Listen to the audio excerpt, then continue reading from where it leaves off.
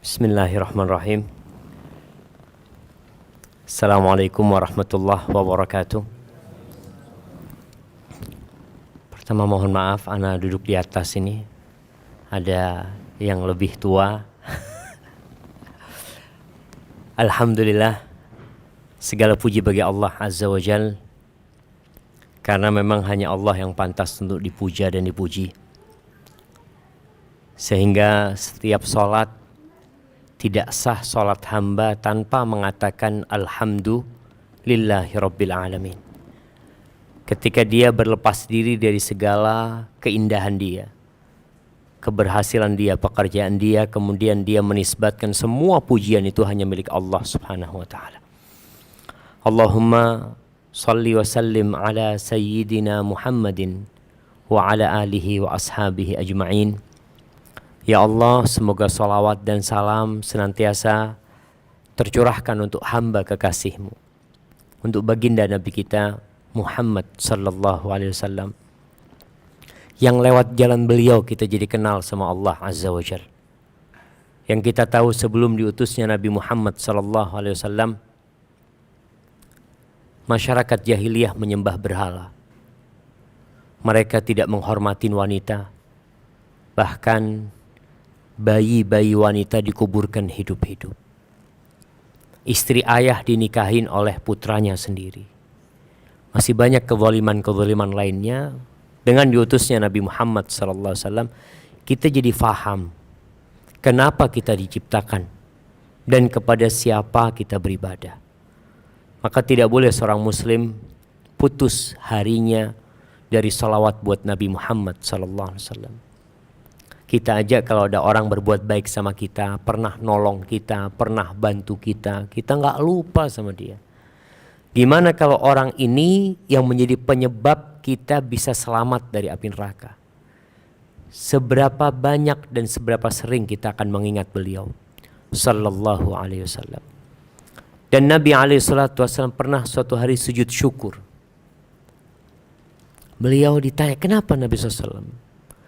Beliau menjelaskan, atani Jibril. Tadi Jibril datang kepadaku.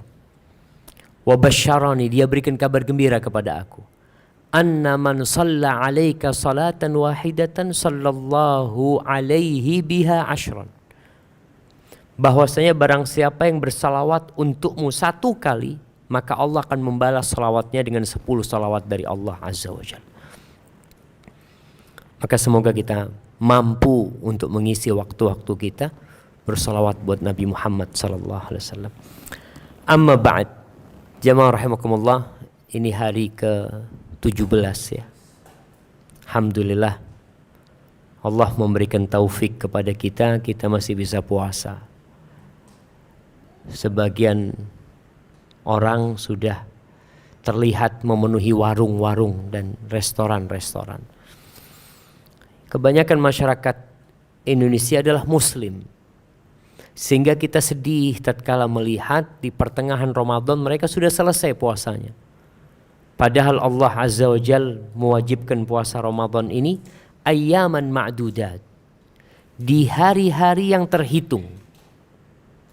Coba kalau kita lihat, kita kerja itu liburnya dalam setahun berapa lama? Pegawai negeri berapa lama? 45 hari cuti? 40 hari cutinya dia. Artinya sepanjang tahun harus bekerja. Allah Azza wa Jalla minta sama kita dalam setahun itu 1 bulan aja untuk mengontrol makan dan minum. Bukan tidak makan dan minum, enggak. Kita masih boleh makan, masih boleh minum, hanya waktunya yang terbatas. Maka semoga Allah memberikan kekuatan kepada kita untuk menyempurnakan ibadah puasa kita. Orang yang puasa itu punya 2 kebahagiaan. Yang pertama, farhatun inda fitri, kebahagiaan tatkala berbuka. Kita tuh biasanya kalau siang habis zuhur masih berat puasa. Tapi kalau sudah habis asar ini mulai bahagia. Apalagi kalau melihat piring mulai disusun, alhamdulillah ini udah. Anak ngelihat piring aja belum ada isinya udah seneng gitu kan. Karena apa? Karena kita akan berbuka, akan selesai penderitaan kita, kalau kita sebut itu penderitaan, itu akan bahagia. Kebahagiaan yang kedua adalah kebahagiaan yang abadi, yaitu kebahagiaan tatkala berjumpa dengan Allah Azza wa Jalla. Kita ini tiap hari mengatakan Allahu Akbar. Kita mau makan baca Bismillah, mau tidur baca Bismillah, bangun tidur baca Alhamdulillah. Kita ini nggak pernah berjumpa sama Allah Subhanahu wa Taala, tapi kita yakin dengan keberadaan Allah. Suatu saat nanti orang yang berpuasa kelak akan berjumpa dengan Allah dan Allah akan ridha sama dia. Jamaah rahimakumullah, sore hari ini Ana ingin membahas satu hal yang semoga bermanfaat buat kita, tentang tanda-tanda orang baik. Banyak di antara kita ini yang merasa sudah baik. Apa ukurannya? Ya dia punya standar sendiri. Fulan, anak baik karena. Kadangkala kita menilai orang, fulan ini baik. Terus kamu tahu dia orang baik dari mana? Masya Allah. Dia itu suka membantu tetangganya. Masya Allah. Cuma dia nggak sholat. Baik nggak jamaah? Orang suka membantu tetangganya, tapi dia tidak sholat. Mungkin secara sosial kita melihat dia orang baik. Sejatinya dia orang yang sedang pura-pura baik. Kenapa? Kewajiban dia sholat tidak dia laksanakan.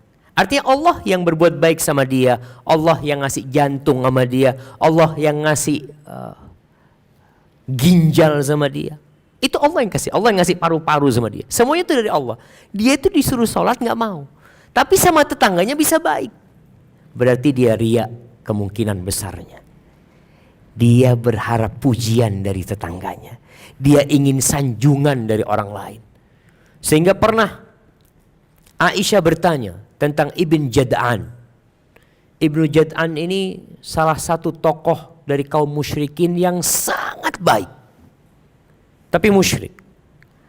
Bahkan kalau ada tamu, dia itu bukan potong satu ekor kambing. Untuk satu tamu dia potong satu ekor onta. Bahkan kadang-kala dia itu potong puluhan ekor onta hanya untuk dibagikan kepada binatang buas. Jadi baiknya itu bukan hanya kepada manusia. Dia potong onta, taruh di padang pasir, datang serigala, datang burung-burung. Dia bahkan memberi makan burung-burung. Aisyah bertanya, kira-kira Ibn Jad'an itu dapat manfaat enggak dari amal soleh dia? Kata Nabi enggak. Kenapa? Karena dia tidak pernah percaya dengan hari akhir. Dan dia tidak pernah mengatakan, Rabbighfirli yauma yub'atsun. Ya Allah, ampuni aku pada hari dibangkitkannya manusia. Artinya dia beramal itu bukan untuk hari akhir. Dia beramal itu hanya untuk kepentingan dunia. Makanya kalau kita lihat orang-orang kafir dapat pahala nggak dari amal soleh mereka? Dapat, tapi di dunia. Karena memang dia menginginkan balasan itu di dunia. Sehingga kita pun muslim kalau beramal ingin balasan dunia dikasih sama Allah, tapi akhirat nggak dapat apa-apa. Maka tolong ketika beramal memang lillahi ta'ala. Sekarang apa tanda orang baik? Yang pertama, tanda orang baik itu di akhir hidupnya Allah akan pergunakan dia. Standar orang baik itu kematian dia, penutupnya. Jadi kalau ada anak muda baik tapi akhir hayatnya matinya su'ul khotimah, dia orang buruk. Makanya kita lebih suka dengar mantan preman daripada mantan kiai. Oh, ini mantan kiai dia enggak. Tapi kalau mantan preman kita biasanya bahagia, Masya Allah, berarti dia sudah kembali. Rasulullah sallallahu alaihi wasallam mengatakan, "Man yuridillah bihi khairan ista'malahu." Oh, idza aradallahu bi 'abdin khairan ista'malahu. Kalau Allah menginginkan kebaikan buat seorang hamba, Allah akan pergunakan dia. Pergunakan dia, para sahabat nggak paham. Dipergunakan gimana orang ini? Dimanfaatkan orang itu. Kira kaifa ista'malahu? Gimana Allah mempergunakan orang ini? Qala yuwaffiquhu li amalin salih qabla al-maut. Allah bimbing dia untuk beramal soleh sebelum mati. Artinya masa hidup dia dulu gak pernah baca Quran, masa hidup dia dulu mungkin jauh dari agama, gak pernah ke masjid. Di akhir hayatnya tahu-tahu dia jadi orang baik, jemaah. Dan ini banyak kejadian. Kita melihat orang-orang yang ya di kampung dianggap preman, sebulan sebelum meninggal dunia, orang kampung itu jadi melihat sesuatu yang berbeda dari dia. Waktu subuh dia di masjid, orang sampai heran, ini kok ada orang ke masjid. Ini pertanda orang ini hatinya baik, sehingga Allah berikan petunjuk kepada dia. Ada orang yang kelihatan baik secara kasat mata, kita lihat dia orang baik, tapi di hatinya dia menyimpan keburukan. Sehingga inilah yang akan nanti mengantarkan kepada su'ul khatimah. Karena dia menyimpan sesuatu yang buruk. Dia menampakkan kebaikan tapi menyimpan sesuatu yang buruk. Berbeda dengan yang ini. Orang ini di akhir hayatnya Allah berikan bimbingan sehingga dia bisa beramal soleh. Nggak pernah puasa, tahu-tahu dia puasa. Nggak pernah umroh, tahu-tahu dia mengatakan, aku kok kepingin umroh ya. Berangkat umroh. Pulang umroh meninggal dunia. Maka kita perlu menjaga hati kita bagaimana supaya Allah mempergunakan kita di akhir hayat kita. Banyak manusia yang beranggapan tanda Allah ingin kebaikan sama kita itu harta. Jadi kalau ngelihat orang miskin kayaknya kau dibenci sama Allah. Kenapa engkau kerja nggak sukses-sukses katanya. Akhirnya dunia ini jadikan ukuran. Ternyata ungkapan seperti ini sudah pernah terjadi di masa jahiliyah. Allah ceritakan di surat Al-Fajr. Allah mengatakan fa'ammal insanu idza mabtalahu rabbuhu fa'akramahu wa na'amahu fayaqul rabbi akraman. Manusia ini orang yang gak beriman, kalau Allah kasih balaknya itu berupa harta, balaknya itu berupa jabatan, Allah muliakan orang ini, Allah hormati sehingga di masyarakat itu dihargain orang ini. Manusia itu mengatakan Rabbi akraman, oh Tuhanku menghormati aku, Tuhanku lagi suka sama aku. Buktinya apa? Usahaku selalu sukses. Aku ingin apa, aku bisa dapatkan.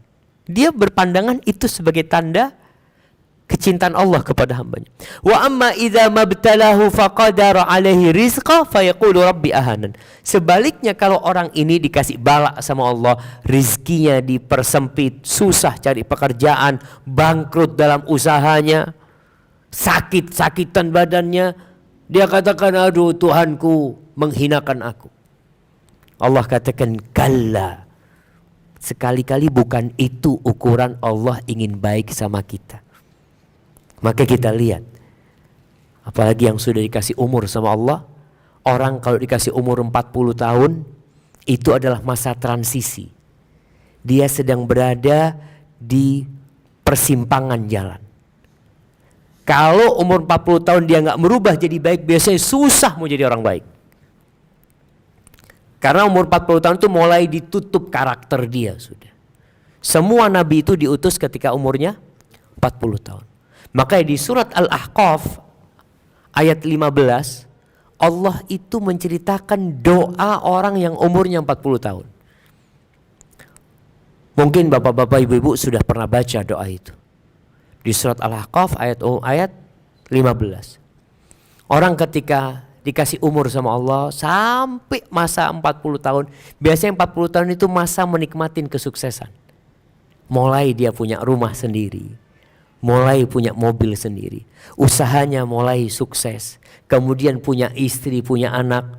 Allah sebutkan hatta idza balagha ashuddahu wa balagha 40 sana, sampai ketika orang ini di puncak masa mudanya sampai umur 40 tahun, qal, orang ini berkata, Rabbi, wahai Rabbku, wahai penciptaku. Dia jadi ingat, aku nih hamba, aku nih bukan siapa-siapa, aku hidup ini pakai aturan dari pencipta.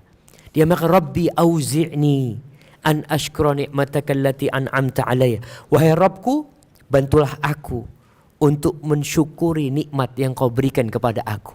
Wa ala walidayya, dan nikmat yang kau berikan kepada kedua orang tuaku. Sang anak ketika umur 40 tahun biasanya lupa sama orang tuanya.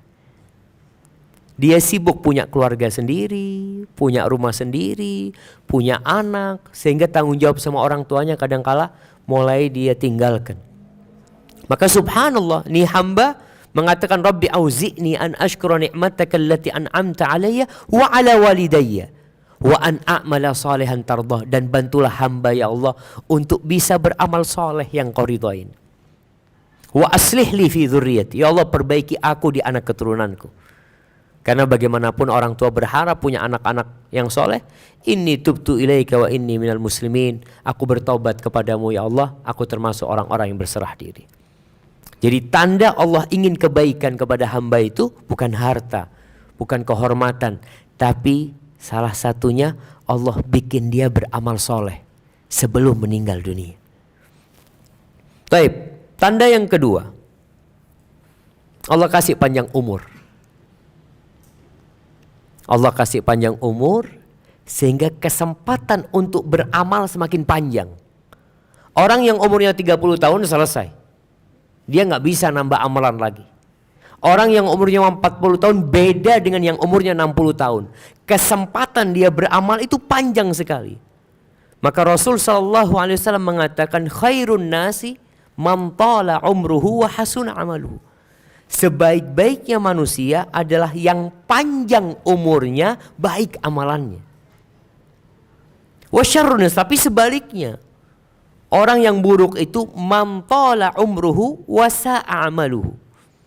Orang yang panjang umurnya tapi buruk amalnya. Sehingga semakin banyak dosa yang dia lakukan. Maka kalau kita dikasih panjang umur ya, kita dengar berita teman kita meninggal dunia. Anak punya abah itu umur 68 sekarang, 69.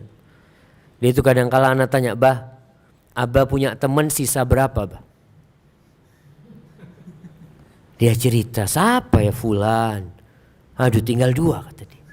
Anak ingin mengingatkan abah anak, nikmat nih, bah, masih bisa hidup. Teman-temannya sudah tidak bisa menambah amalan, nggak bisa lagi sholat, nggak bisa lagi istighfar.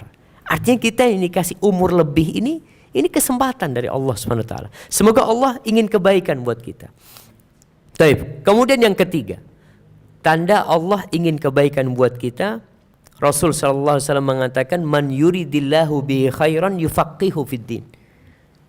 Barang siapa yang Allah menginginkan kebaikan dari orang itu, Allah bikin orang itu faham agama, belajar agama. Belajar agama ini di Indonesia dulu itu termasuk dipandang sebelah mata. Ana ingat ketika ana lulus SD mau masuk pesantren, itu sama abah ana sama paman ana, mereka kurang setuju. Mereka berpikiran, Syafiq mau jadi apa, kata dia. Nanti mungkin pulang pesantren pakai sarung. Bayangan dia itu pulang belajar agama ya pakai sarung. Mungkin kerjanya cuma baca kitab.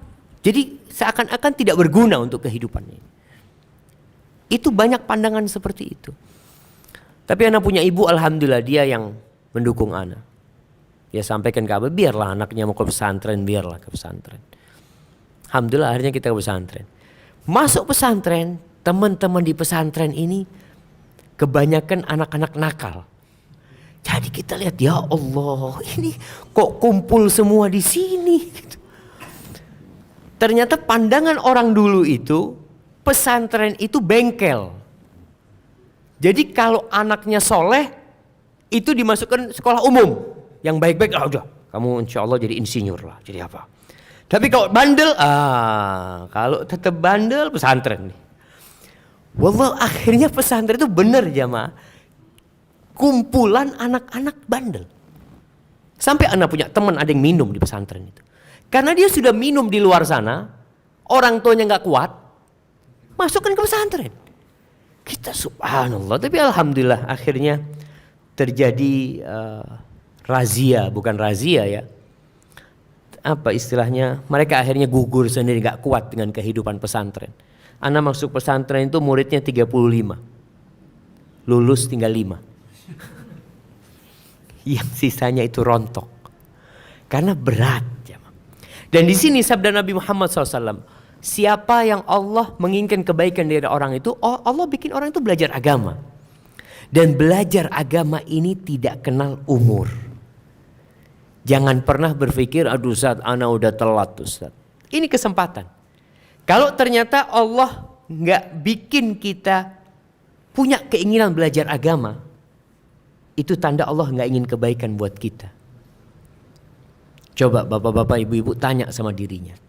Selama hidupnya, berapa kali dia bertanya tentang urusan agama? Urusan agama ini bekal dia untuk mati nantinya. Berapa kali? 10 kali, 20 kali, 30 kali. Sebagian umat Islam itu nggak pernah tanya tentang agama. Sama sekali nggak pernah tanya. Karena dia, ya sudah yang penting Islam gitu. Ana ngajar di STD Imam Syafi'i Jember, di kampus itu. Sejak tahun kemarin ana berlakukan mahasiswa yang tidak tanya selama 1 semester, ana kurangi nilainya 5. Ana ngatakan antum ngapain di kelas selama 16 pertemuan nggak tanya. Ini pertanda antum kurang peduli dengan agama antum. Kadang-kadang sebagian memang datang hanya untuk menyimak, dosen keluar ngobrol. Nanti pekan depan datang lagi. Kita harus tanya. Allah mengatakan fas'alu ahla dzikri in kuntum la ta'lamun. Kalau enggak ngerti tanya kepada orang yang berilmu. Maka berusaha kita untuk belajar agama. Sekali lagi tidak ada istilah telat. Bahkan kalau kita bicara pelajaran agama ini, yang paling mulia adalah Al-Qur'anul Karim. Kata Rasul sallallahu alaihi wasallam, khairukum man ta'allama al-Qur'an wa 'allamahu. Orang yang terbaik di antara kalian adalah yang belajar Al-Quran dan mengajarkannya. Di Madinah ada seorang wanita karir dia. Setelah pensiun umur 60 tahun dia baru sadar. Ternyata dia nggak punya ilmu agama. Akhirnya dia masuk ke tahfidz Al-Quran. Dia paling tua. Masuk. Tapi dia tahu bentar lagi umur dia mungkin selesai. Dan derajat di surga itu bukan pakai harta, tapi pakai bacaan Al-Quranul Karim, pakai hafalan Quran. Yuqalu li sahibil Quran, akan dikatakan kepada orang yang hafal Quran, iqra wartaqi, engkau silahkan baca, derajatmu akan naik. Warattil kama kunta turattil fid dunya, engkau baca dengan tartil sebagaimana engkau mentartilkan dunia di dunia. Fa inna manzilataka inda akhir ayatin taqra'uha. Kata Nabi SAW, dikatakan kepada yang hafal Quran ini, kedudukanmu itu akan berada di akhir ayat yang kau baca. Kalau kita hafalannya cuma trikul, qul huwallahu ahad, sampai qul huwallahu binas, berhenti derajatnya, nggak naik lagi. Wanita ini akhirnya masuk ke tahfidz Quran. Subhanallah, 3 tahun hafal Quran. Allah itu mengatakan walaqad yassarnal Qur'ana lidzikr fahal min muddakir. Kata Allah, kami ini benar-benar telah memudahkan Al-Quran untuk diingat. Tapi adakah orang yang mau mengingat? Di muka bumi ini nggak ada kitab yang dihafal seperti Al-Quranul Karim. Antum kalau lihat orang-orang Nasara umpamanya, nggak ada anak-anak kecil mereka menghafalkan Alkitab. Jangan itu, ustadznya pun nggak hafal Alkitab. Tapi dalam Islam, Masya Allah, kita bisa mendengarkan anak-anak umur 7 tahun, 9 tahun, 10 tahun hafal Al-Quranul Karim. Jadi nggak ada alasan jamaah kita untuk tidak berusaha menghafal Al-Quranul Karim. Kalau ada istilah, aduh Ustaz mungkin sudah tua ya, sudah susah hafalannya, kita yakin Allah mengatakan telah memudahkan. Paling tidak, tadi kita ngaji, paling tidak hafalan Quran kita ini sesuai dengan umur kita. Sesuai dengan umur kita. Artinya kalau umur kita 30 tahun berarti 30 surat. 1 tahun 1 surat jamaah. Apa berat? Masa berat 1 tahun 1 surat? Juz amma itu 37 surat. Juz amma. Berarti yang umur 40 tahun ini selesai juz amma sudah. Jangan ditanya. Karena namun kita kadangkala nggak tertarik jamaah. Masalahnya itu tidak ada ketertarikan. Kita kalau sudah tertarik sama sesuatu, kayak yang suka naik sepeda nih, 400 kilo naik sepeda, anak kadangkala ya Allah ya, dikasih mobil, kasih apa, naik sepeda tapi kenapa? Karena ada kesukaan, ada cinta. Begitu pula orang yang cinta sama Al-Quranul Karim, 30 juz dia makan. Maka kadang-kadang kita, ya Allah. Dulu anak di Madinah punya teman dari Itali. Masuk Islam dia. Nama Islamnya itu Muhammad Yasin. Aliando siapa nama dia. Dia 2 tahun masuk Islam. Sudah hafal 20 juz Al-Quran Karim. Baru 2 tahun masuk Islam. Kita dari lahir Islam ya maaf. Juz amma gak selesai-selesai. Ini kenapa Ustaz ya berat? Terus enggak. Kitanya yang gak sungguh-sungguh jamaah. Man jadda wajada. Barang siapa bersungguh-sungguh pasti dia raih apa yang dia inginkan.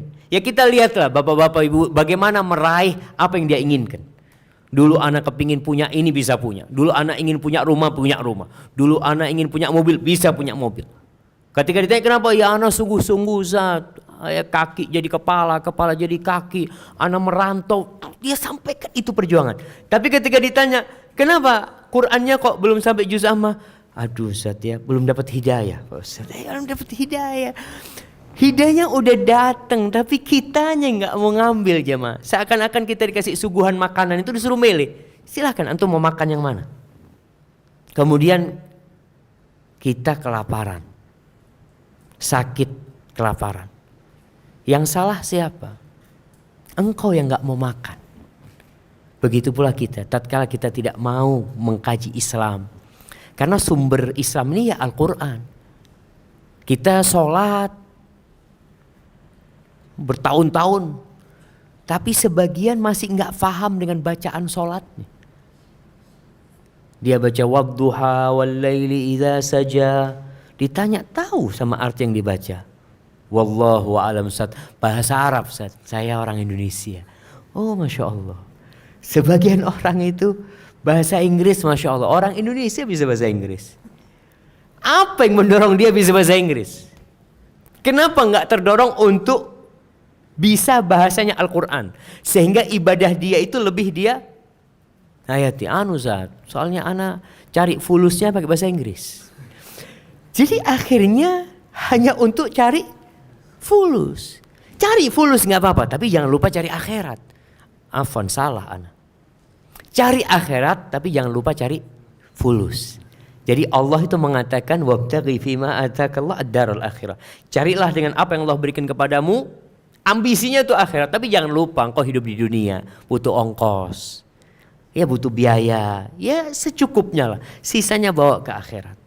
Maka tanda orang yang baik, Allah ingin kebaikan buat dia, belajar agama.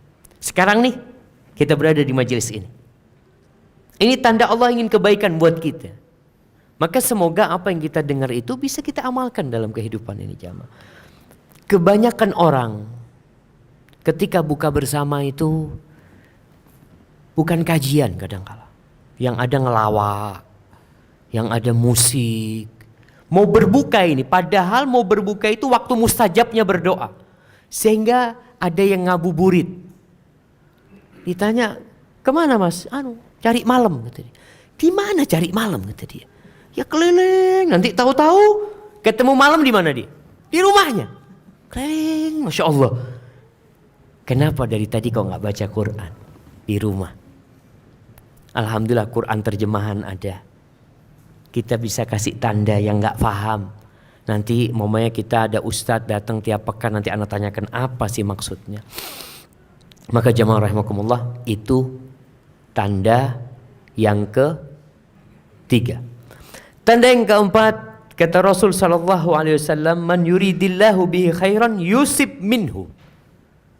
Barang siapa yang Allah ingin kebaikan buat dia, Allah kasih musibah orang itu. Allah kasih musibah. Kita kadang-kala kalau ngelihat orang kasih musibah, oh ini dosanya banyak orang ini. Sakit-sakitan banyak dosanya orang ini. Subhanallah. Itu tanda Allah ingin kebaikan buat orang itu. Baik orang itu pelaku dosa atau orang itu orang soleh. Kalau orang itu pelaku dosa, musibah ini akan menghapuskan dosa-dosanya. Musibah itu akan menghapuskan dosanya. Musibah itu akan memperingatkan dia. Dia jadi baik, jadi kembali kepada Allah. Berapa banyak jemaah manusia yang sadar ketika berada di rumah sakit. Ketika dia dengar azan, ya Allah, sholat ya Allah.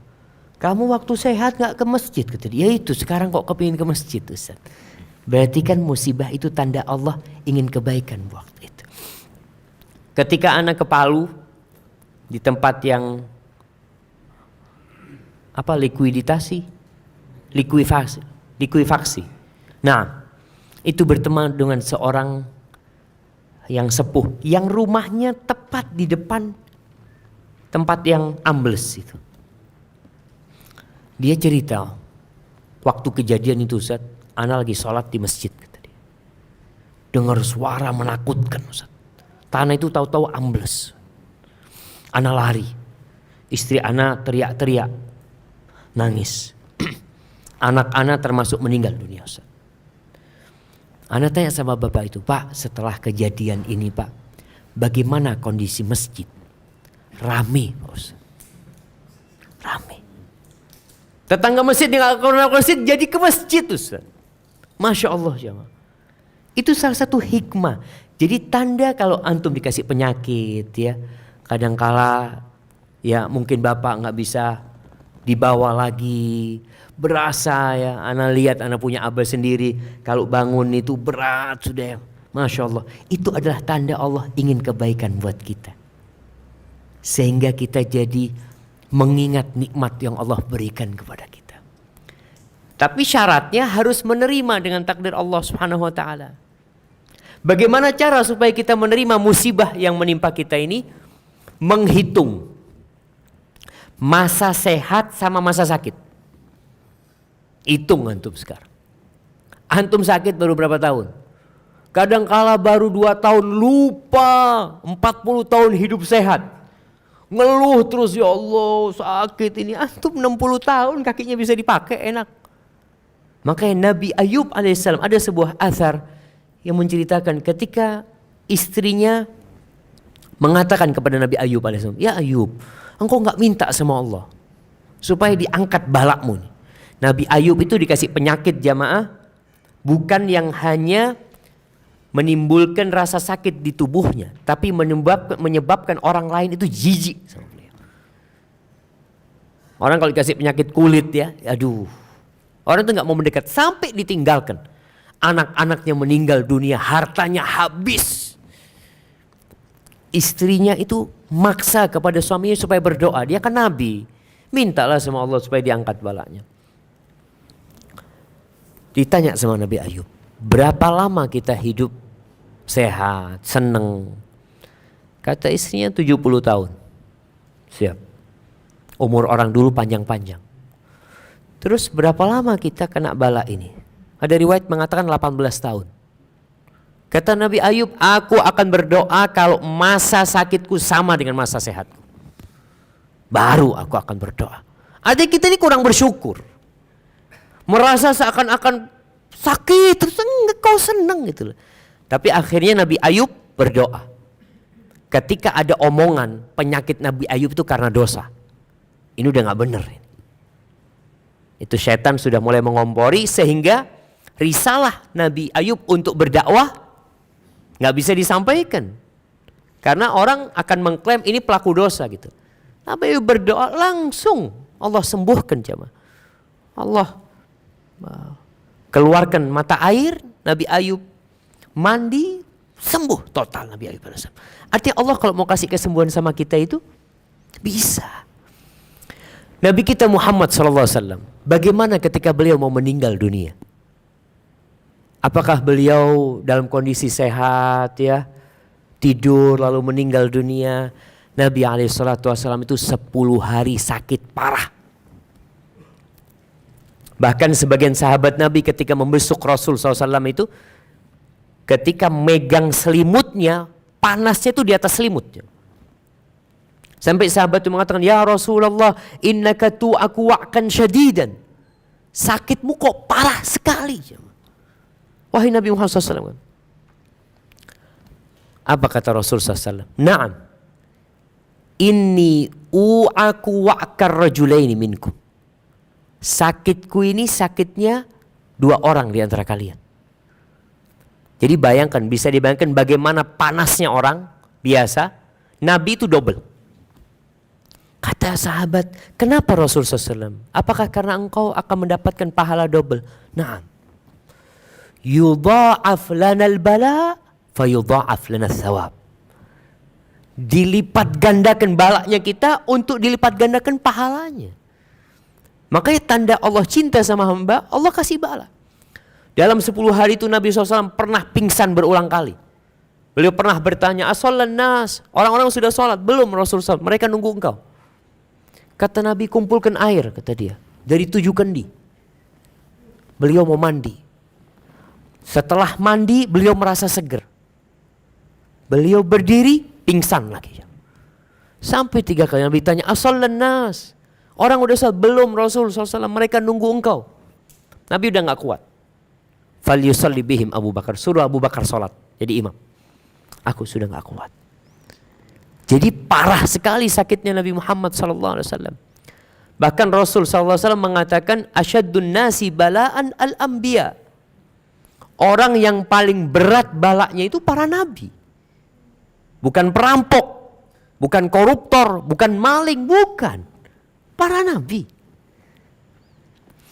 Kenapa jamaah? Karena Allah ingin memberikan balasan buat nabi itu yang tanpa hisab. Di surga itu ada derajat buat orang-orang yang bersyukur. Ada derajat buat orang-orang yang bersabar. Allah menggabungkan buat para nabi itu derajat sabar dan syukur.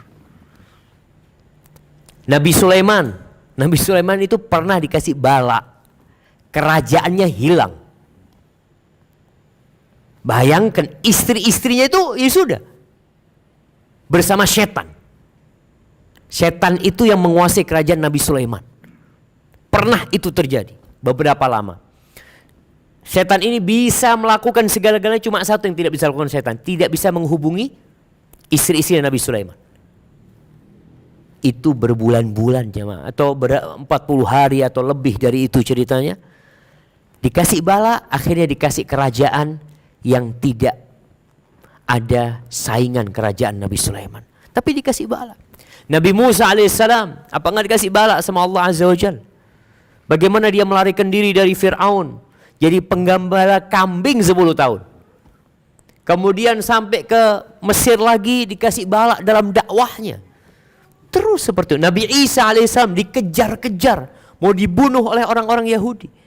Nabi Zakaria ini Masya Allah, lihat balaknya Nabi Zakaria. Bertahun-tahun gak punya anak. Minta anak. Dikasih anak. Kasih anak namanya Yahya. Nama Yahya ini nama pertama buat manusia di muka bumi ini. Namanya Nabi Yahya. Apa yang terjadi? Allah kasih ujian buat Nabi Zakaria. Nabi Zakaria melihat kepala anaknya itu disembelih. Bapak melihat anak semata wayangnya itu, tubuhnya tanpa kepala. Kepalanya dihadiahkan kepada seorang pelacur. Nabi. Makanya kita yang dapat bala ini hendaklah pertama bersabar. Kalau bisa naik kepada ketingkatan ridho. Kalau bisa naik lagi syukur. Kapan kita bisa bersyukur dengan bala yang kita terima? tatkala kita memandang ke alam akhirat sana, pahala yang Allah sediakan buat orang-orang yang bersabar. Tatkala kita memandang hikmah dari penyakit ini, kita akan bersyukur. Tatkala kita melihat ternyata ada orang yang lebih parah dari ana. Sehingga tatkala kita melihat ada orang yang, Allahu Akbar, ana kemarin ke rumah sakit itu masuk ke tempat orang-orang yang koma. Rata-rata gara-gara tabrakan. Ada yang tempurung kepalanya harus dibuka, ya. Ada yang sampai ngorok, macam-macam. Lihat ya Allah ya. Ketika itu kita merasa ternyata sakitku ini tidak seberapa. Maka ingat, tanda orang yang diinginkan kebaikan buat dia adalah dikasih bala, dikasih musibah. Kalau orang dikasih bala sama Allah, kemudian dia tidak sadar, tidak kembali kepada Allah Subhanahu wa taala, apa yang akan terjadi?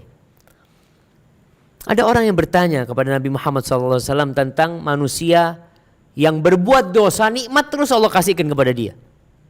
Kok nggak dikasih bala gitu loh? Itu disebut istidraj. Kata Nabi Muhammad SAW, "Idza ra'aitallah yu'til 'abda 'ala ma'asihi ma yuhib, fa'lam annahu istidraj." Kalau kita melihat orang penipu, ya, perampok, kok hidupnya nyaman gitu ya, nggak dikasih bala, maka ketahuilah itu istidraj. Lalu Nabi Muhammad SAW membacakan firman Allah, "Falamma nasu ma dzukiru bihi, fatahna 'alaihim abwaba kulli syai', hatta idza farihu bima utu, akhadnahum baghtah fa idza hum mublisun." Orang ini semua dikasih bala. Fir'aun dikasih bala sama Allah. Balanya begitu menakutkan. Itu air di semua negeri itu darah. Mau minum keluarnya darah. Tempat makan isinya kodok semuanya. Kemudian dikirim kepada mereka belalang. Bukan hanya memakan pertanian mereka, daun pintu dimakan sama belalang. Benar-benar dikasih bala. Akhirnya Fir'aun mengatakan kepada Musa AS, "Ya Musa, ulana rabbak, tolong mintakan sama Allah dibukakan bala ini. Kalau dibukakan bala ini aku akan tobat, aku akan kembali kepada Allah SWT." Tapi ketika diangkat bala itu, ternyata dia tetap dalam kemaksiatan. Di situ Allah mengatakan, "Falamma nasu ma dzikru bihi." Ketika orang-orang itu lupa, sudah dikasih peringatan, ya, kasih peringatan ini dan itu, tetap dia lupa. Apa yang akan terjadi? Allah akan bukakan segala pintu kebaikan. Orang itu hidupnya semakin enak. Dalam kondisi berbuat dosa, semuanya jadi tambah nyaman buat dia. Ketika dia sudah lagi bersenang-senang dengan nikmat yang Allah berikan kepada dia, akhadnahum baghtah, di sini kami cabut nyawanya secara tiba-tiba. Masya Allah. Kenapa? Ke sini. Ya terserah. Nah, kalau dekat sini.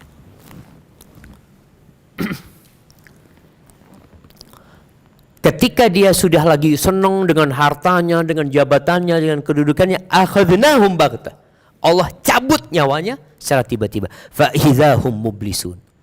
Ketika itu mereka putus asa, nggak ada harapan untuk diampuni. Makanya Anda berpikir kalau ada koruptor yang ditangkap KPK kemudian masuk penjara, itu nikmat. Karena di sana dia bisa tobat gitu, masih ada kesempatan. Tapi kalau ternyata dia nggak ada yang nangkep sampai mati dalam kondisi berbuat dosa, itu bala buat dia jemaah. Nggak sempat dia kembali kepada Allah Azza wa Jalla. Kemudian di antara tanda kecintaan Allah kepada hambanya, idza aradallahu bi ahli baitin khairan adkhala alaihimur rifqah. Kalau Allah ingin kebaikan buat keluarga, Allah akan masukkan ke dalam mereka itu kelemah lembutan. Jadi kalau keluarga itu, ya suami ramah sama istrinya, istri ramah menghargai suaminya, nggak pernah ada keributan, nggak ada piring yang pecah, insya Allah itu tanda Allah ingin kebaikan. Jadi orangnya dalam rumah itu nggak kasar. Karena tanda orang baik itu jemaah bukan di luar rumah. Ada orang yang di luar rumah Masya Allah, sama kolega-kolega bisnisnya selalu tersenyum. Tapi kalau masuk rumah jadi cemberut, jadi marah-marah terus. Rasulullah SAW mengatakan, khairukum li ahli. Orang yang terbaik di antara kalian adalah yang paling baik sama siapa? Sama istrinya, sama keluarganya, bukan sama orang lain. Makanya kalau mau tahu orang baik itu tanya sama istrinya aja. Fulan nih baik enggak? Kalau antum lihat ana di sini mungkin antum, oh masya Allah Ustadz baik. Coba tanya sama istri. Mungkin istri mengatakan, aduh ya gitulah pinter ngomong kayaknya dia. Mungkin dia seperti itu. Karena lisan ini bisa berdusta. Tapi istri kita itu 24 jam bersama kita. Kita itu bisa pakai topeng di luar jemaah. Kita bisa bergonta-ganti wajah kita di luar. Tapi dalam rumah akan tersingkap siapa sebenarnya kita.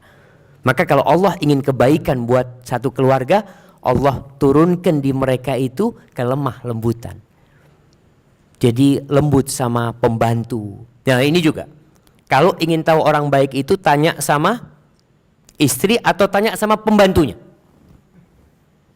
Jadi kalau majikan ini suka ganti pembantu, bahaya. Bisa jadi memang pembantunya yang tidak baik atau majikannya yang nggak baik. Kalau majikannya baik, oke lah ganti sekali 2 kali, setelah itu nggak ganti. Berarti kan memang ini baik lah, pembantu yang baik. Tapi kalau dapat pembantu ganti lagi. Anak kadang-kala ke rumah teman, pembantumu kok baru lagi kata dia. Ah ya itulah. Kurang baik kata dia. Oh kurang baik. Nanti ganti lagi. Pembantu ini subhanallah.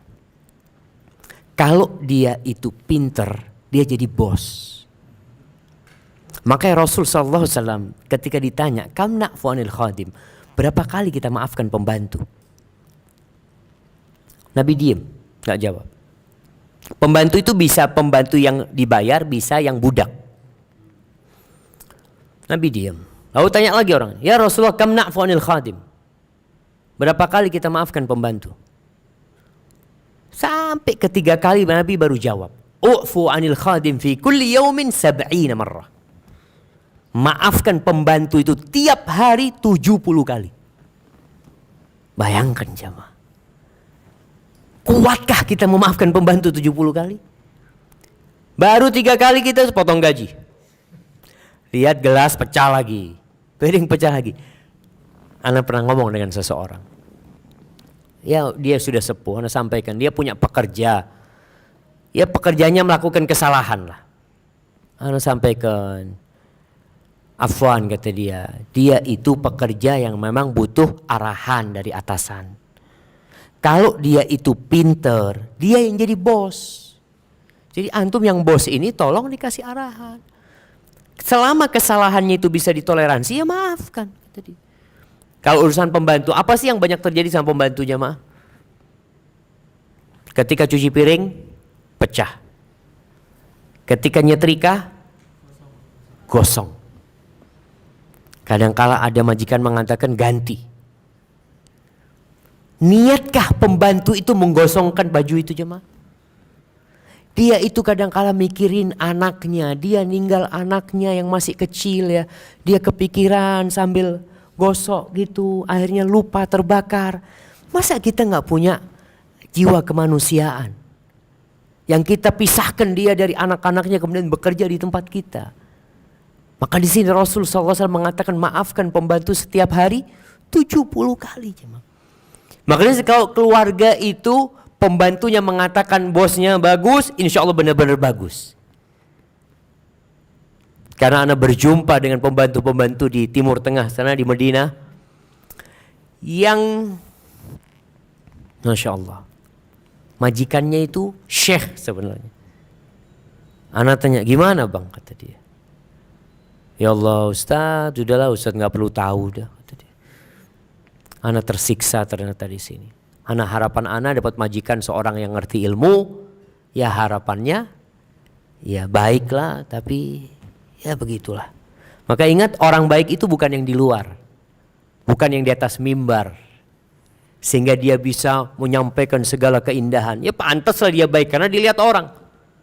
Tapi kalau di rumahnya dia nggak baik, sama istrinya nggak baik, sama anak-anaknya nggak baik, kemudian sama pembantunya nggak baik, ya sudah, itu pertanda dia bukan orang baik. Dan Allah tidak menginginkan kebaikan buat orang itu. Kalau Allah inginkan kebaikan buat orang itu, Allah bikin keluarga itu keluarga yang lembut, keluarga yang ramah, yang humble sama orang. Baik, kemudian yang terakhir jamaah, di antara tanda Allah ingin kebaikan buat hambanya itu, Allah bikin orang itu suka menyampaikan agama, suka menyampaikan urusan agama. Allah mengatakan kuntum khaira ummatin ukhrijat linnas ta'muruna bil ma'ruf. Kalian ini umat terbaik, generasi terbaik yang dikeluarkan untuk umat manusia.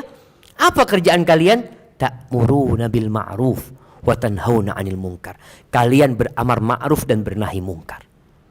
Allah mengatakan di ayat lainnya, "Wa man ahsanu qawlan mimman da'a ila Allah wa 'amila salihan wa qala innani minal muslimin." Siapakah yang ucapannya lebih baik daripada orang yang mengajak orang lain kepada Allah Azza wa Jalla, dan dia beramal soleh, dan dia mengatakan termasuk dia orang-orang Islam. Biasanya jamaah, kalau kita di grup bicara agama, apa yang akan terjadi? Mulai panas. Afwan, ini grup ini bukan urusan agama ya. Ini urusan mobil. Subhanallah. Mereka kalau sudah bicara agama akan tersinggung. Makanya orang yang mengajak kepada kebaikan itu biasanya dibenci sama orang lain. Lihat para nabi, dibenci sama kaumnya. Siapa nabi yang disukai sama kaumnya? Ketika berdakwah, Nabi Nuh alaihissalam.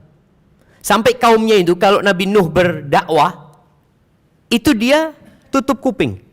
Bukan hanya tutup kuping jamaah, sarungnya itu dibuat nutup kepalanya, supaya benar-benar tidak mendengar ucapan Nabi Nuh alaihissalam. Kemudian Nabi Ibrahim alaihissalam dibakar sama kaumnya. Apa sih yang dikerjakan Nabi Ibrahim? Mengajak mereka kepada Allah Azza wa Jalla, dibakar sama kaumnya. Kemudian Nabi Hud, Nabi Soleh, kaumnya minta mukjizat. Kaumnya itu bisa memahat batu-batu sebagai rumah mereka, tempat tinggal mereka. Mereka minta mukjizat, dikasih mukjizat, batu bisa mengeluarkan onta. Apa yang terjadi sama kaumnya? Disembelih itu onta. Dan mau dibunuh Nabi Saleh alaihissalam. Artinya kalau kita sudah mau jadi orang yang baiknya sudah lebih. Tadi kita bicara mungkin baik untuk diri sendiri. Tapi ini sudah baik yang mengajak orang lain dalam kebaikan. Itu biasanya kita akan dicela sama orang. Ya, kalau anak biasanya sama orang tuanya ribut. Anak ingat ketika anak pulang dari pesantren itu selalu disidang sama orang tua. Sampai ketika pulang pakai jenggot. Anak 5 tahun nggak pakai jenggot. 6 tahun tahu jenggot sunnah, pakai jenggot. Itu disidang sama orang tua. Sini. Ikut aliran apa ini? Oh, ikut aliran apa? Ya, nggak ada karena ngomong nggak ada aliran, ini sunnah Nabi Muhammad SAW. Loh, itu ustadz nggak ada pakai jenggot. Kita memang repot. Ketika dalilnya itu ustadz. Ya memang ustadz dulu memang nggak pakai jenggot. Karena ngomong, ya mungkin dia nggak tahu. Masa ente lebih tahu dari dia? Biasanya kalau yang muda ini menyampaikan, apa kata orang kampung? Aduh, kencing belum lurus sudah bicara agama. Memang berat ya. Rasul SAW sendiri ketika beliau berdakwah, apa kata orang-orang di kampungnya? Kok bisa engkau yang jadi Rasul gitu loh? Apa nggak ada orang lain? Gitu. Sampai seperti itu. Maka tatkala kita menyampaikan agama Allah ini, mulai jadi orang baik yang levelnya sudah di atas rata-rata. Orang yang sholat 5 waktu baik. Biasanya orang sholat 5 waktu itu nggak ada yang benci sama dia. Tapi kalau orang 5 waktu, sholat 5 waktu, kemudian ngajak orang lain sholat, itu biasanya dibenci sudah. Udahlah urusanmu, urusanku. Mulai orang-orang nggak suka di kantor, kadang-kala mereka sudah mulai nggak suka dengan orang yang suka mengajak kepada kebaikan, padahal dialah orang terbaik di sisi Allah Azza wa Jalla. Karena dia sedang melaksanakan profesinya para nabi. Nabi itu apa tugasnya? Menyampaikan. Maka mau tidak mau kita dituntut untuk bersabar. kalau mau jadi orang yang paling baik. Hadza wallahu a'lam bishawab, itu yang bisa Anda sampaikan. Kurang lebihnya Anda mohon maaf. Mungkin kita masuk ke sesi tanya jawab. Kalau ada yang ingin ditanyakan, tafadhalu jamaah.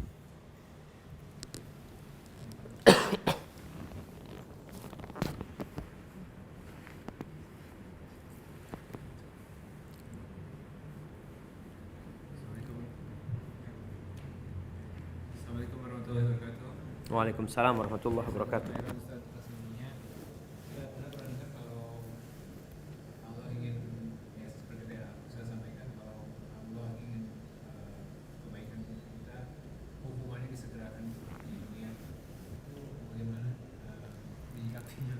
Nah, subhanallah jemaah.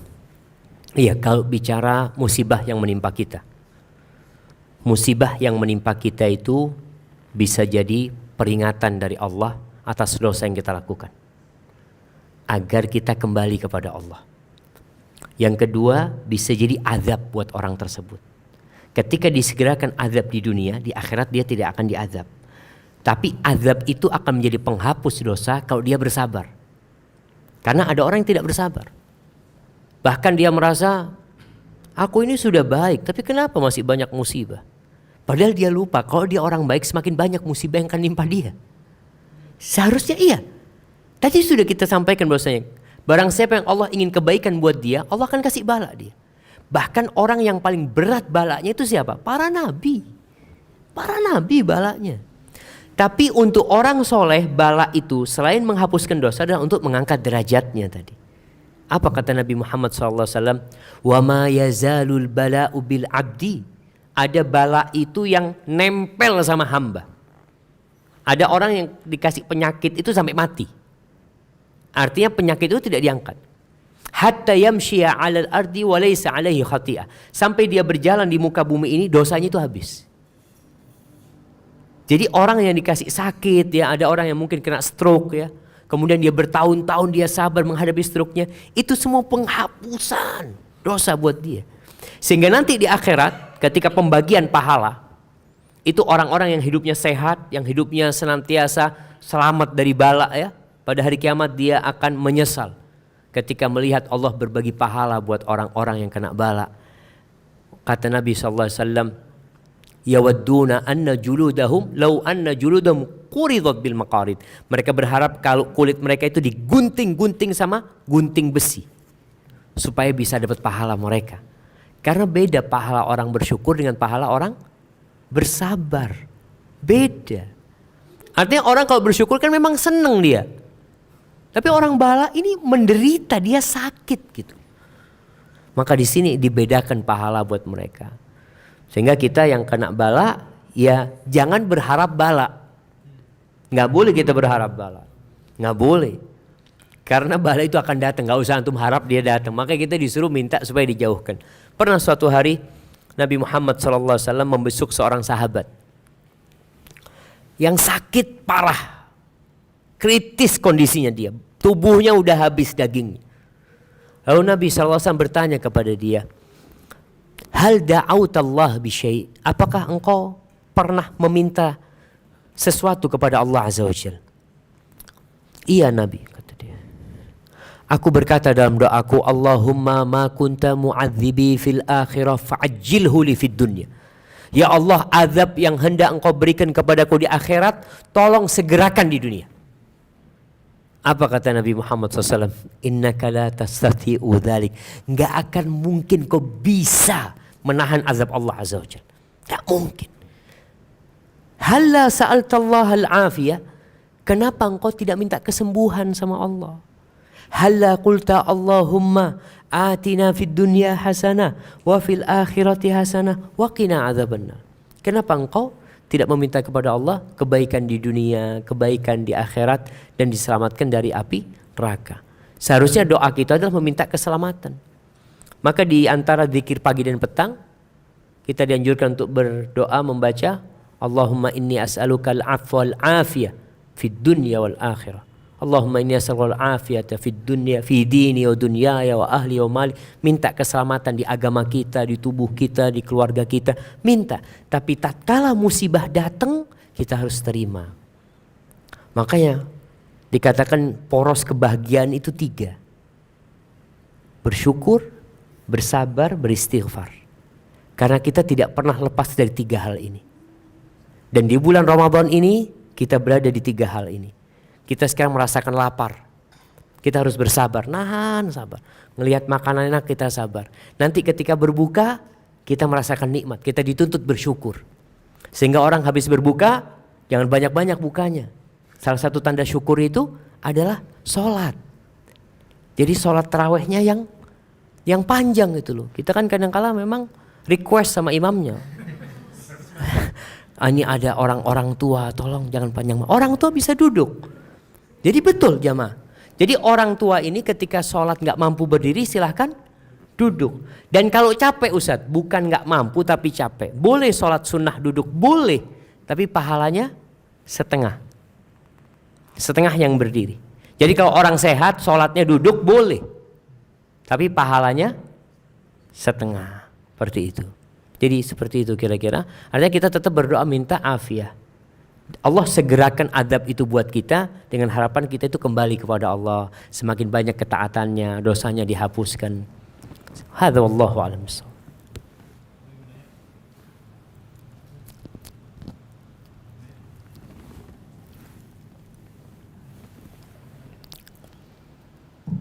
Nah. Waalaikumsalam warahmatullahi wabarakatuh.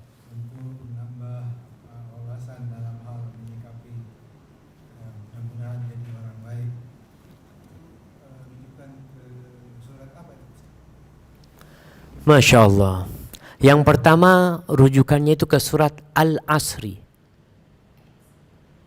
Surat Al-Asri. Nah, jadi Imam Syafi'i itu mengatakan kalau Allah kalau tidak menurunkan surat kecuali ini, itu sudah cukup. Kata Imam Syafi'i. Coba kita renungkan. Allah mengatakan wal asri. Demi masa atau demi waktu asar. Innal insana lafi khusrin. Semua manusia dalam kerugian. Illal ladzina amanu. Kecuali yang beriman. Apakah beriman cukup? Nggak cukup. Yang kedua wa amilus solihat. Beramal soleh. Di sini tuntutannya kalau kita punya ilmu kita amalkan. Kemudian yang ketiga wa tawasau bil haq. Ini dakwah tadi yang kita sampaikan. Jadi orang yang terbaik adalah yang mengajak orang lain kepada Allah SWT. Yang keempat, watawasau bis sabr, harus sabar menghadapi semuanya. Jadi itu salah satu surat yang kata Imam Syafi'i, "Lau ma anzalallahu hujjatan ala khalqi illa hadhi surah." Kalau Allah tidak menurunkan hujjah kepada makhluknya kecuali surat ini, cukup kata dia. Cuma kan kadang-kala kita baca wal asri karena pendek aja enak. Padahal maknanya dalam sekali surat wal asri itu. Kemudian ada surat-surat lain ya. Kalau kita membaca juz amma.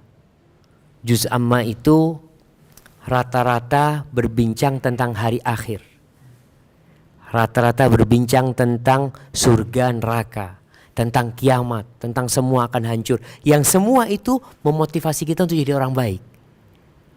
Karena yang membuat kita termotivasi untuk bekerja itu sejatinya gaji atau keuntungan. Sebagian pedagang itu tahu resikonya besar, tapi dia berdagang karena masih ada resiko atau keuntungan yang dia bayangkan. Di surat itu berbicara tadi tentang kerugian, keuntungan ya. Seperti di surat Al-Fajr juga. Wal Fajri. Itu yang berbicara tentang orang kafir mengukur kebaikan itu dengan dunia. Sedangkan orang beriman tidak gitu. Itu mungkin bisa menjadi rujukan untuk dikaji ya. Hadza wallahu a'lam bissawab.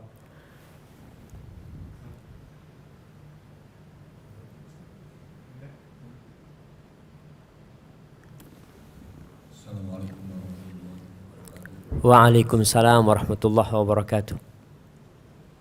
Dalam Al-Quran disebutkan ketika 4 bulan di rahim seorang ibu itu ditiupkan ruh. Ketika itu pula Allah menetapkan nasib buruk, nasib baik, jodoh dan mautnya. Kalau nggak salah seperti itu ya. Sehingga jadi pertanyaan sekarang ini adalah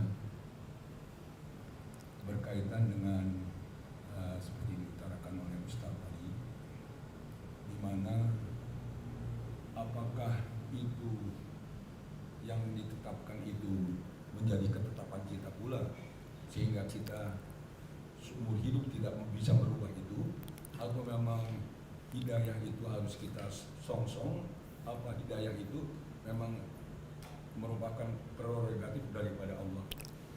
Itu aja. Masya Allah. Jelaskan. Nah, barakallahu fikum. Pertanyaan yang menarik jemaah. Berkaitan dengan hadis Nabi Muhammad SAW ketika manusia itu berumur 120 hari, ditiupkan ruh di sana, kemudian ditulis tentang ajal dia, rizki dia, nasib baik dan buruk dia, itu semua sudah ditetapkan. Ini bicara tentang takdir. Dan takdir itu rahasia ilahi yang kita tidak tahu. Rasul SAW pernah ditanya ketika itu di kuburan Baqi. Ditanya, "Ya Rasulullah, aya'lamu Rabbuna ahlal jannati min ahlin nar?" Apakah Allah tahu siapa nih di antara kita yang masuk surga, siapa yang masuk neraka? Allah tahu enggak? Kata Nabi SAW, "Na'am, Allah tahu." Allah itu paham mengetahui gitu, enggak ada yang tersembunyi dari sisi Allah SWT. Lalu sahabat ini bertanya, "Fafi mal amal?" Kalau gitu buat apa beramal? Kalau ternyata semuanya sudah ketahuan. Kita mau masuk surga, masuk neraka, Allah sudah tahu. Kata Rasul SAW, "I'malu." Tugas kalian itu beramal.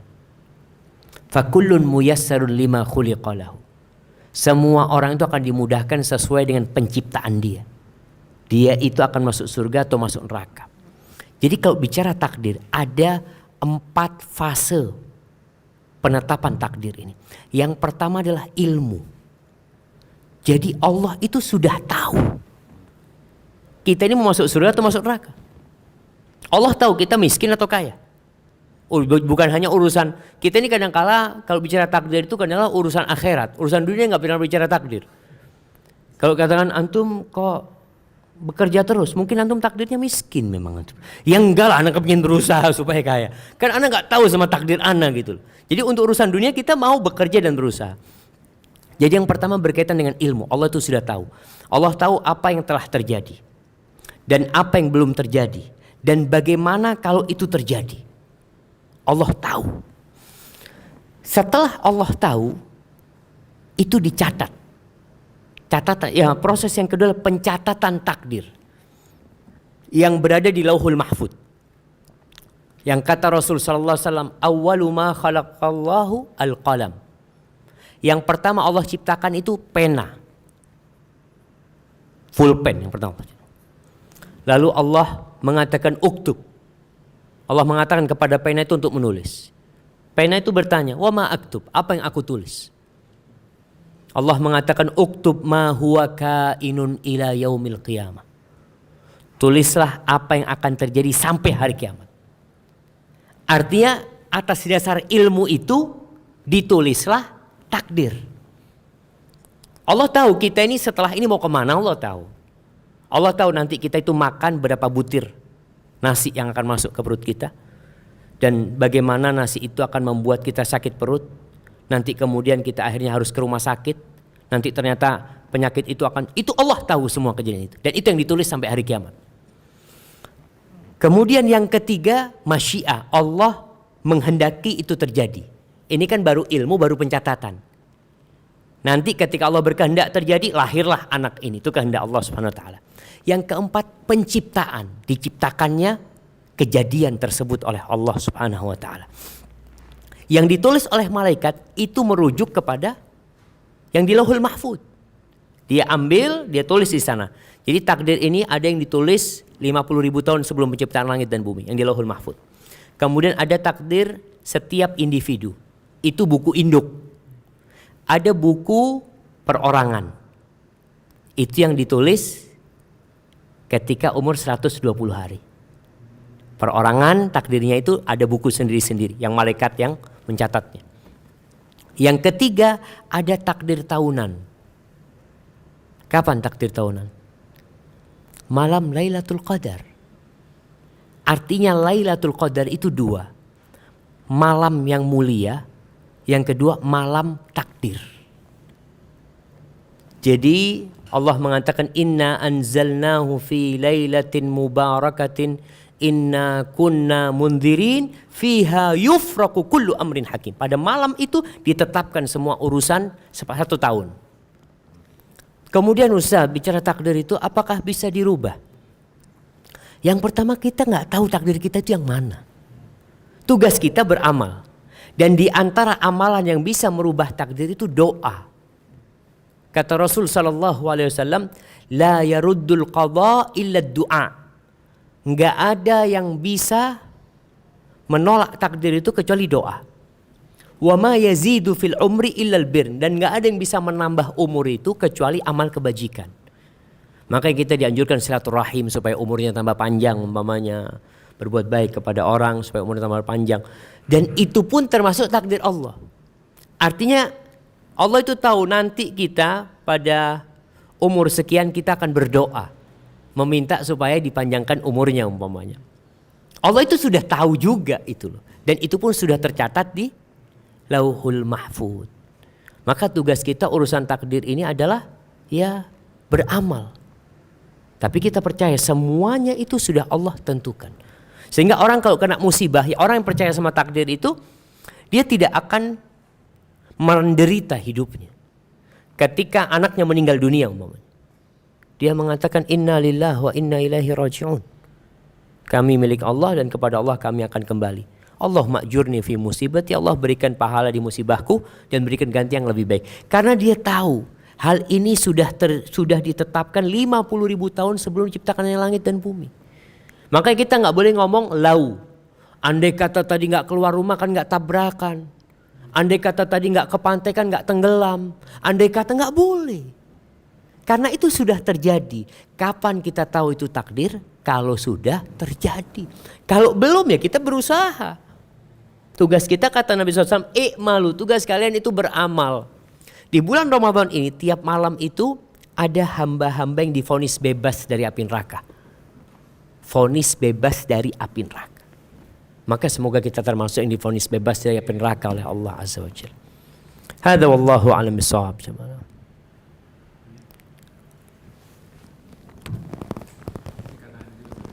Masya Allah.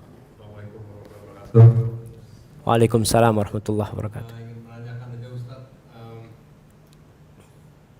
saya pernah dengar ada kayak survei mengatakan bahwa negara yang paling Islami itu ternyata adalah negara non Muslim, yang mayoritas itu non Muslim. Sedangkan negara kayak kita yang mayoritas Muslim malah terbesar di dunia, ini masih korupsi masih banyak lah segala. Ini kira-kira fenomena apa ya Ustaz? Saya mohon mungkin pandangannya seperti apa. Terima kasih atas penjelasan. Nah, Masya Allah, barakallahu fikum.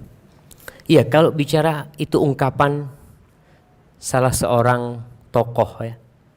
Ketika dia berangkat ke Eropa, dia mengatakan, aku melihat ada Islam di Eropa, tapi nggak ada umat Islam. Dia ngelihat ada Islam di Eropa tapi nggak ada umat Islam. Sebenarnya ungkapan itu kurang tepat juga. Kalau kita bicara Islam itu apa sih? Kalau kita bicara Islam itu rukun Islam, ya jelas nggak ada di negara kafir sudah. Itu rukun Islam. Jadi kalau mau bicara Islam yang pertama rukunnya dulu kita bicara. Rukunnya 5. Kalau itu ada, insya Allah berarti Islam itu ada. Hanya saja banyak orang itu memandang Islam itu muamalat. Artinya cara bergaul ya, berbuat baik sama orang. Nah, itu salah satu dari ajaran Islam. Bahkan Rasul sallallahu alaihi wasallam mengatakan innama bu'itsu liutammima shalihal akhlak. Aku diutus untuk menyempurnakan akhlak-akhlak yang mulia. Itu salah satu tujuan Nabi Muhammad SAW diutus. Dan sejatinya yang membuat akhlak mulia itu akidah yang benar. Dakwah Nabi Muhammad SAW selama 10 tahun di Mekah itu nggak ada perintah sholat. Yang ada itu adalah menanamkan akidah. Menanamkan iman kepada Allah dan hari akhir, terus itu yang ditanamkan. Kenapa? Kalau ini tertanam di hati mereka, akhlak mereka otomatis baik. Kalau kita katakan di negeri-negeri umpamanya barat kita melihat orang-orang yang disiplin ya. Kadang-kadang disiplin mereka itu karena terpaksa. Karena aturan. Sehingga malam minggu umpamanya dia minum, dia berzina, dia apa itu gak ada masalah. Artinya pokoknya hari kerja dia harus disiplin gitu. Jadi bukan Islam itu. Karena Islam mengamalkan itu dari hati, bukan karena takut dengan aturan. Makanya ketika Islam bicara Islam, dia akan berbuat baik seperti puasa nih. Kita di dalam kamar, kita gak akan makan. Karena kita Muslim. Tapi kalau mereka mungkin, ya tadi karena mereka melakukannya karena aturan. Ketika aturannya hilang, dan di negeri Islam masalahnya itu akidah umat Islam ini lemah sekarang. Banyak orang Islam yang tidak belajar Islam. Bahkan rata-rata Islamnya keturunan. Ya kayak gitu lah. Islam keturunan. Tadi Anda sampaikan, teman dari Italia masuk Islam 2 tahun, hafal Quran 20 juz. Karena dia masuk Islamnya benar ingin tahu Islam. Dia tahu bagaimana kehidupan dia masa jahiliyah dalam kekufuran. Teman-teman dari Albania yang dia cerita, ya Allah Ustaz, jangan ditanya lah kita bagaimana masa lalu kita. Artinya kalau urusan kerjaan iya dia disiplin. Tapi kalau urusan dosa apa jangan ditanya. Apa aja dia langgar. Ketika dia masuk Islam dia jadi cinta sama Islam ini. Dia jadi tahu indahnya Islam itu. Maka di sini tugas kita bagaimana mengajak umat Islam untuk belajar Islam. Supaya omongan tadi itu gak ada lagi gitu. Supaya mereka melihat di negeri Islam itu inilah Islam yang sebenarnya. Kita melihat kebersihan. Rasul SAW mengatakan at-tahur syatrul iman. Kesucian itu separuh dari keimanan. Jadi bukan masalah kebersihan itu sekedar supaya sehat apa. Bukan dalam Islam. Kalau bicara kebersihan itu karena bicara iman. Coba kita lihat. Pengajaran yang ada, orang sebelum tidur itu dianjurkan apa? Cuci kaki, cuci tangan. Dalam Islam berwudu. Bicara sikat gigi, siwak. Jadi sebenarnya lebih sempurna. Yang jadi masalah umat Islamnya tidak ngamalkan. Tidak ngamalkan itu bisa jadi karena ilmu gak ada. Atau ilmu punya semangat yang gak ada. Yang rusak hidup manusia ini 2. Kurangnya semangat, salahnya ilmu. Ada orang ilmunya benar tapi gak punya semangat beramal. Akhirnya cuma wawasannya yang luas. Oh anak paham. Oh anak ngerti itu iya. Tapi gak diamalin gitu loh. Buat apa gitu loh. Tapi ada orang yang semangat beramal tanpa ilmu. Ini gak benar juga gitu loh. Maka fenomena yang terjadi ini gara-gara ilmu yang gak tersampaikan kepada mereka. Kalau kita bicara Indonesia. Ana nulis disertasi itu tentang peran lembaga Islam dalam membendung kristenisasi di Indonesia. Ana urut bagaimana Indonesia ini jadi sasaran kristenisasi pada waktu itu. Karena Belanda itu datang dengan 3 target. 3G kata mereka. Apa? Gold, glory, gospel. 3 itu yang mereka bawa. Dan mereka berusaha untuk menanamkan itu di Indonesia. Setelah kita merdeka, sekolah-sekolah Islam itu minim. Sekolah yang bagus itu sekolahnya siapa? Katolik. Karena itu sekolah Belanda sebenarnya. Itu sekolah yang dibangun sama Belanda ratusan tahun sudah. Ketika merdeka, sekolah itu sudah ada. Sehingga mereka tinggal melanjutkan. Dan mereka sekolahnya itu benar-benar sesuai dengan agama mereka. Tahu dengan sekolah yang di Jakarta, Kanisius. Kanisius itu khusus laki, gak ada perempuan. Mereka pisahkan laki sama perempuan. Karena mereka tahu laki perempuan kalau digabungkan gak sukses sekolahnya. Pacaran, apa ini itu. Ini sekolah Katolik loh. Dan kalau kita lihat banyak lulusan yang jadi menteri, jadi apa banyak dari Kanisius.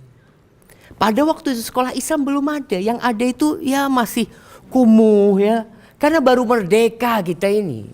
Gak punya apa-apa. Sedangkan sekolah Belanda sudah berdiri dari dulu sekolah-sekolah Kristen itu. Makanya kalau kita berangkat ke Semarang. Semarang itu di Salatiga. Itu ada perguruan tinggi tertua punya Kristen itu. Itu yang bangun ya Belanda. di sana itu. Bahkan di sana bagus sekali tempat mereka. Proses itu berjalan. Tadi Anda sampaikan orang-orang nggak mau masukkan anaknya ke pesantren karena pesantren bengkel. Jadi buat yang nggak menerbakan tidak sedikit yang sekolah Katolik. Sekolahnya Katolik, Muslim sekolahnya di Katolik. Ini kan pertanda memang dia nggak peduli sama agama. Enggak, ini bagus ini Ustaz sekolahnya ya, favorit, macam-macam seperti itu. Pertimbangannya duniawi. Akhirnya dia nggak paham dengan agama dia. Kemudian setelah maju, mulai banyak sekolah-sekolah Islam yang maju sekarang. Ada SDIT apa, itu baru sekarang. Dan proses ini panjang. Mungkin Bapak bisa ngelihat kapan sih ada jilbab? Kapan ada jilbab? Anak kalau lihat foto kakek nenek anak, nggak ada jilbab. Istrinya kiai ustadz nggak pakai jilbab. Itu kan berarti memang pembodohan yang terjadi di masa Belanda itu berhasil gitu. Jilbab itu di Indonesia baru rame tahun 89. 89-90 ketika ada 300 siswi SMA dikeluarkan dari sekolah karena pakai jilbab. Bisa dibayangin, kepala sekolahnya muslim, gurunya muslim, menteri pendidikannya muslim, presiden muslim, nggak boleh pakai jilbab di sekolah. Tahun 89 itu sampai ada sebuah buku judulnya Revolusi Jilbab. Akhirnya berontak mereka. Mereka dikeluarkan keluar sudah. Mereka milih karena menurut mereka sekolah ini punya aturan seragam. Seragamnya sudah diatur gitu. Yang tidak ikut seragam ya menentang aturan sekolah. Tapi ini aturannya menentang agama gitu loh. Tapi baru tahu tahun 89 gitu loh. Baru mulai belajar itu. Tapi alhamdulillah artinya ilmu itu kan kemudian nyampe, ilmunya itu sampai ya. Dari masa Belanda yang dibodoh-bodohin terus. Sampai dikatakan gak boleh nerjemahkan Al-Quran. Ya pokoknya Al-Quran dibaca saja. Ini kalau sama artinya nanti kamu bisa tersesat. Itu terjadi. Hadis-hadis Nabi juga tidak diterjemahkan. Maka akhirnya sekarang Anda lihat sudah berbeda. Sekolah-sekolah Islam sudah mulai ya paling tidak bisa bersaing lah dengan sekolah mereka. Maka insya Allah dengan ilmu ini, dengan semangat belajar akan nampak Islam yang sebenarnya. Ada seorang polisi, kita tahu lagi mana polisi.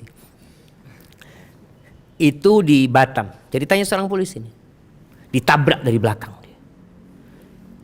Turun dia dengan seragam polisinya ya. Itu yang di belakang takut ini sudah aduh urusan sama polisi ini sudah macam-macam. Polisi itu tanya, "Gimana Pak? Enggak apa-apa Pak," kata dia. "Bapak enggak apa-apa," kata dia. Enggak apa-apa." "Sudah Pak, enggak apa-apa Pak. Ya mungkin memang sudah takdirnya Allah seperti ini. Silakan Bapak pulang." Kok bisa polisi seperti itu? Belajar agama dia. Dia paham gitu loh bahwasanya semua terjadi itu dengan takdir Allah. Yakin gak sengaja orang itu. Masa mau nabrak polisi? Urusannya nabrak orang biasa aja panjang urusannya, apalagi polisi. Tapi polisi tahu ya ini mungkin dosa dia. Dia merasa ya mudah-mudahan jadi penghapus dosa dia. Kata dia baru pertama ketemu polisi baik hati. Karena dia belajar jamaah. Belajar agama. Itu mungkin jadi PR kita ya supaya ya nilai-nilai Islam ini ya bukan hanya rukun Islam itu tapi semua akhlaknya, muamalatnya itu bisa ditunjukkan. Dan yang terakhir ini jamaah. Kalau masih ada pertanyaan tafadhol. Jadi jangan sampai kita ini menjadi penyebab orang lain benci Islam. Ada orang gak suka sama Islam gara-gara perbuatan kita. Ini loh orang Islam kayak gini. Jangan sampai. Dosa kita besar. Karena kita mencitrakan buruk agama Allah ini. Hadza wallahu a'lam bishawab. Itu yang bisa Anda sampaikan. Gimana? Belum sampai. Masya Allah. Nah masih jauh. Maghribnya masih jam berapa? Nah silahkan kalau ada. Nah fadhal.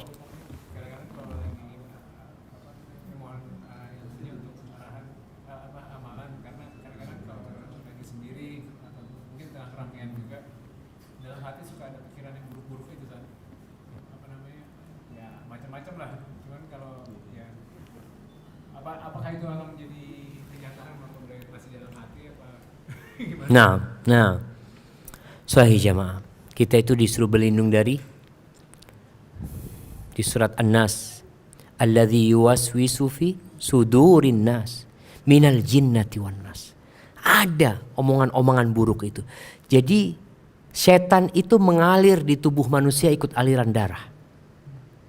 Sehingga setan itu membisikkan keburukan dan ada malaikat yang juga membisikkan kebaikan. Oleh karena itu tugas kita ketika pikiran-pikiran buruk itu ada dalam hati, kita harus usir.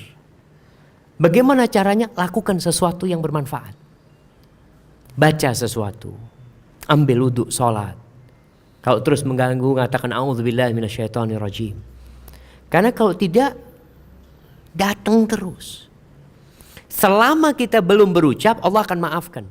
Tapi yang ditakutkan itu nanti akan menjadi keinginan dan jadi ucapan nanti aja. Kadang-kala ada seorang yang tanya sama ana lewat halu, Ustaz, ana ini kok was-was ya dalam hati ana. Kok ana mau ceraikan istri ana mau ceraikan istri ana kok berbuat ini istri ana cerai. Selalu seperti itu. Ya itu was, ana kata selama antum tidak mengatakan aman. Tapi kalau kemudian diikutin was-wasnya itu, ya jadi. Seorang muslim tiap hari butuh benteng. Makanya dianjurkan baca zikir pagi dan petang. Dan ternyata itu gak cukup.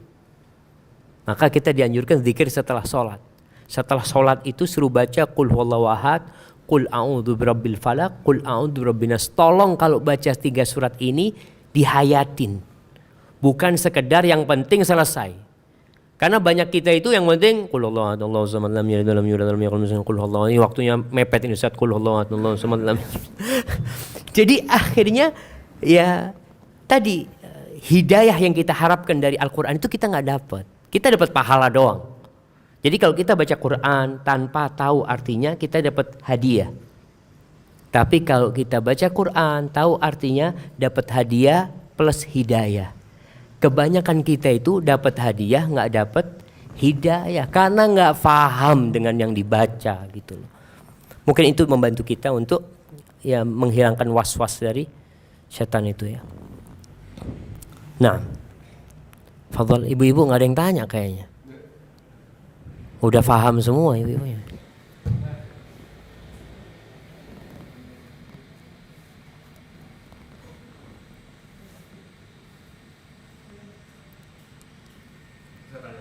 Nah, apa namanya, satu hal saya tuh belum tahu banyak mengenai aliran Syiah. Kenapa sih kok Syiah itu masih diperbolehkan juga ya haji ya? Nah. Itu. Apakah itu dianggap sebagai agama Islam juga atau tidak? nah, subhanallah. Iya. Jadi kalau bicara Syiah, Rasul sallallahu alaihi wasallam itu menyampaikan bahwasanya umat Islamnya akan berpecah belah menjadi 73 golongan. Semuanya di neraka kecuali satu. Jadi yang 72 ini diantaranya Syiah. Dia termasuk dari umat Islam. Namun ada Syiah yang sudah keluar dari Islam. Jadi Syiah ini juga bersekte-sekte. Banyak mereka. Memang sekte yang paling banyak sekarang itu sekte Itsna Asyariyah. Sebagian ulama itu sudah mengkafirkan mereka. Karena mereka sudah mengkafirkan Abu Bakar, mengkafirkan Umar bin Khattab ya. Tapi kalau secara umum mereka masuk dalam umat Islam gitu loh. Sehingga kita nggak tahu mana yang sampai kafir ya, mana yang belum kafir. Sehingga ketika orang Iran berangkat ke Mekah untuk berhaji, berangkat dari Iran itu tidak semuanya Syiah. Sebagian itu sunnah tapi harus ikut travel Syiah. Karena kan travel yang berkuasa Syiah. Jadi akhirnya orang-orang Sunni itu banyak di Iran itu. Banyak sekali, bahkan orang-orang Kurdi itu rata-rata Sunni. Suku Kurdi. Cuma kan mau nggak mau dia harus lewat pemerintahan. Dia harus, maka Saudi ketika memperbolehkan itu melihat maslahatnya, tentunya di sana banyak orang-orang Sunni.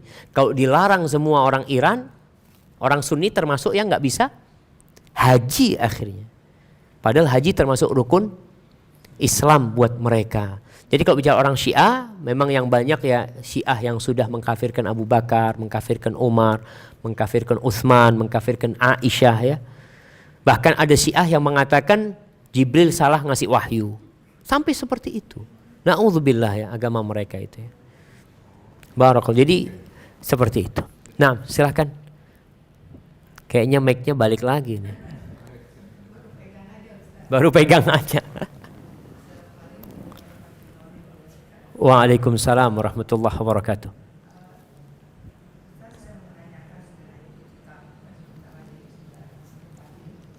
Nah,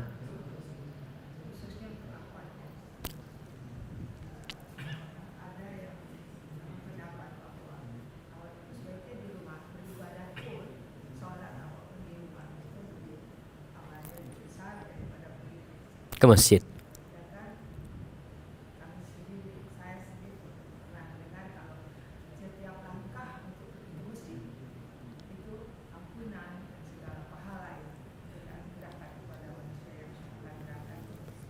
Nah, subhanallah. Iya, barakallahu fikum. Masya Allah. Ya, berkaitan dengan akhwat ini, kadangkala perempuan itu merasa iri sama suaminya. Enak kamu ke masjid dapat 27 ya, langkahnya, dihapuskan dosa, diangkat derajatnya, sedangkan aku di rumah. Subhanallah. Ternyata sholatnya perempuan di rumah itu lebih afdol daripada dia ke masjid. Jadi kalau perempuan ini ke masjid, dia akan dapat pahala seperti suaminya. Tapi kalau di rumah lebih mulia dari yang dia didapat oleh suaminya. Buat wanita ini sebenarnya. Itu kata Nabi SAW, salatul mar'ati fi baita khair. Itu lebih baik salat perempuan di rumah daripada di masjid. Lebih baik. Jadi bukan sama. Namun Rasul SAW melarang para suami atau para orang tua melarang anaknya ke masjid. La tamna'u ima Allah masajidallah. Jangan dilarang hamba-hamba perempuan Allah itu dari masjid-masjid Allah. Nggak boleh suami, nggak boleh ke masjid, dosa dia. Karena dia hamba Allah dan rumah Allah itu juga milik dia. Dia boleh ke rumah Allah SWT. Hanya Nabi SAW memberikan arahan di rumah lebih baik. Adapun untuk iktikaf, mana yang lebih utama? Di rumah atau di masjid? Di masjid. Kenapa di masjid? Karena istri-istri Rasulullah SAW iktikafnya di masjid. Karena iktikaf ini maknanya adalah menahan diri di rumah Allah dari semua kegiatan dunia kita, menyambung hati dengan Allah Subhanahu wa taala. Kalau di rumah tetap kita itu berada di dalam harta kita. Rumah-rumah kita, kamar-kamar kita, kita lihat AC milik kita. Lihat mobil milik kita. Tapi kalau di masjid nggak ada yang milik kita. Kita di masjid ini milik Allah Subhanahu wa taala. Sehingga seorang itu merasakan kalau dia nggak punya apa-apa. Bagi wanita silahkan dianjurkan untuk itikaf di masjid juga. Asalkan dengan izin suami, asalkan tidak menelantarkan kewajiban dia.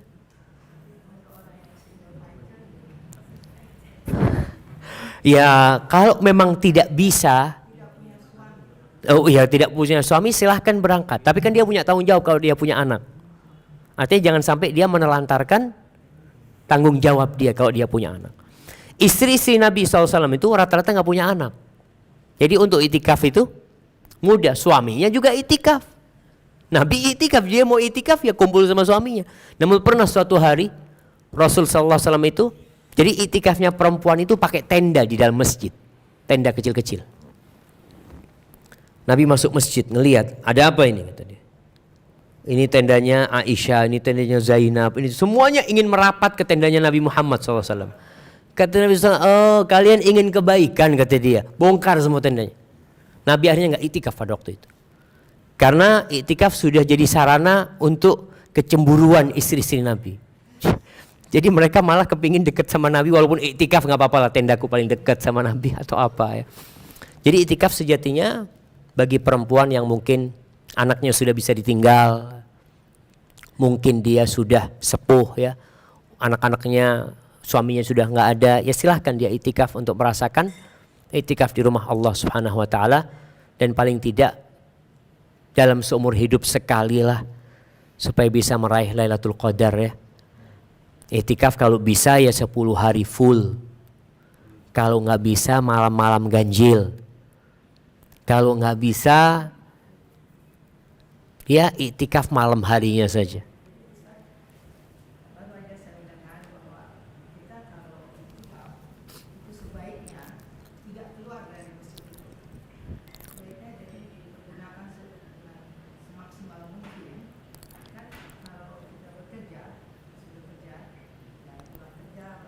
ke masjid. Nah,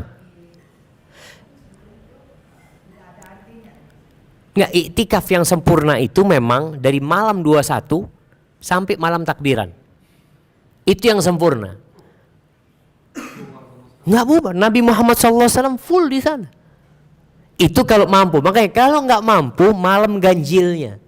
Karena harapan Lailatul Qadar di malam ganjil itu lebih besar. Jadi malam 21 kita maghrib buka di masjid, udah nggak pulang. Kecuali habis subuh. Kita mungkin memang mau kerja, berangkat.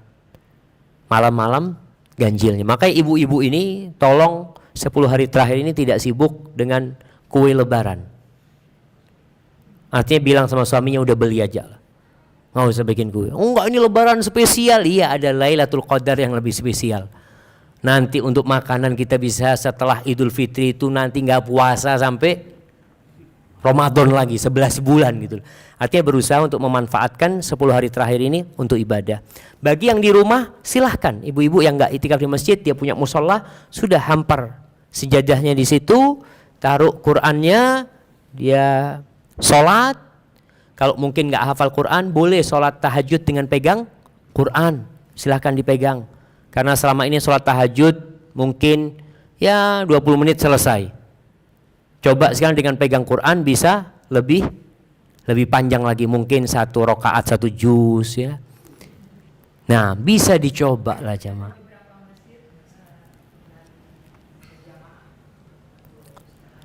Iya, ya itu kalau di masjid kan berarti ikut kegiatan di masjid gitu. Tapi kalau di rumah ya mau nggak mau kita sholat sendiri. Artinya meraih Lailatul Qadar itu nggak harus di masjid. Bisa kita di rumah dengan menghidupkan malam itu dengan ibadah. Ya. Di mana? Di rumah ya boleh, tapi bukan iktikaf dia. Ya di rumahnya dia. Artinya dia boleh menghidupkan malam hari. Tetap Nabi SAW menghidupkan malam hari di rumahnya. Tapi kalau ketika 10 hari terakhir, beliau nggak ingin diganggu sama istrinya, beliau ingin full di sana. Soalnya kalau di rumah kan lagi sholat, istrinya manggil, bang, susunya anak bang. Masya Allah, lagi sholat ini baru enak-enak susunya. Jadi ada gangguan di rumah gitu loh. Tapi kalau untuk mencoba untuk meraih Lailatul Qadar, syaratnya bukan iktikaf. Enggak, tidak, di rumah pun bisa meraih Lailatul Qadar. Artinya Rasulullah SAW mengatakan man qama lailatal qadri imanan wa ihtisaban ghufira lahu ma taqaddama min dzambi. Barang siapa yang bangun di malam hari melaksanakan sholat di malam Lailatul Qadar itu, Allah akan ampuni dosa-dosa dia yang lalu dan akan datang dengan syarat dia melaksanakannya imanan. Karena dorongan iman dan ihtisaban, berharap pahala dari Allah Azza wa Jalla. Maka silahkan di rumah. Jadi malam hari itu sudah ngomong sama istrinya, afwan ana mau di kamar situ ya, jangan diganggu umpamanya. Minta sama istrinya seperti itu. Artinya mungkin dia memang nggak bisa ke masjid karena ada sesuatu hal, silahkan hidupkan malamnya. Ya tergantung masjidnya. Jadi memang iktikaf di masjid ini juga kadang-kala salah kaprah aja. Ada yang pindah tidur doang. Nah, ada yang pindah tidur doang. Tapi mereka, Masya Allah, ana baru pertama tidur di masjid, enak ternyata gitu. Jadi bukan iktikafnya, tidurnya yang enak gitu. Baik, ana rasa itu. Nah, ini belum selesai pertanyaan di belakang. Iya, gimana Ibu?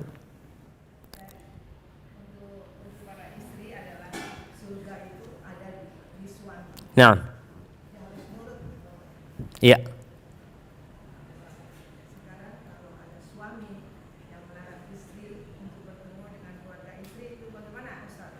Masya Allah.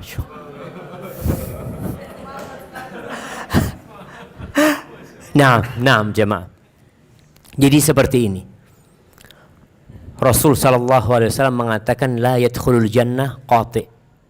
Tidak akan masuk surga orang yang memutuskan silaturahim.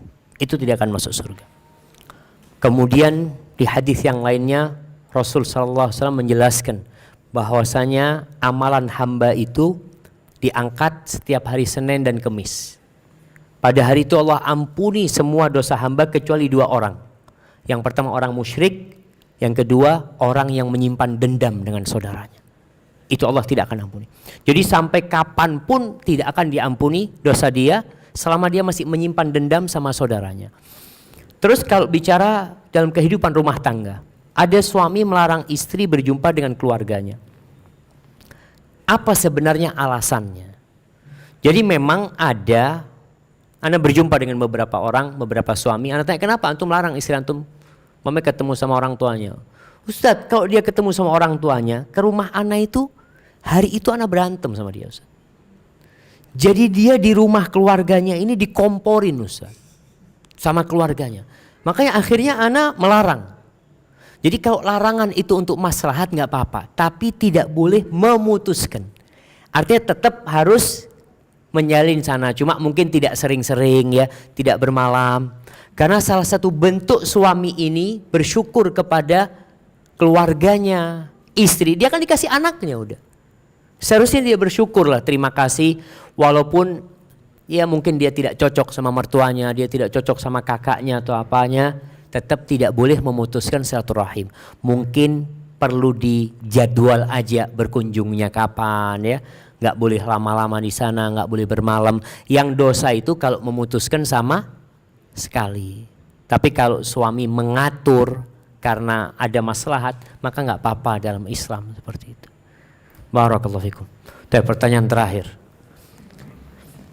Ini berkaitan dengan puasa, Ustaz. Saya pernah dengar bahwasanya Nabi itu pernah melakukan puasa wisol. Nah, Yaitu puasa yang dilakukan buka dengan sahurnya itu sama di waktunya. Jadi waktu buka seperti kita itu iftarnya tidak gitu. Jadi dia bukanya pakai sahur. Apa itu secara fikih tidak bertentangan? nah, iya. Rasul SAW itu melakukan puasa wisol, nyambung sampai 2 hari, sampai hari ketiga.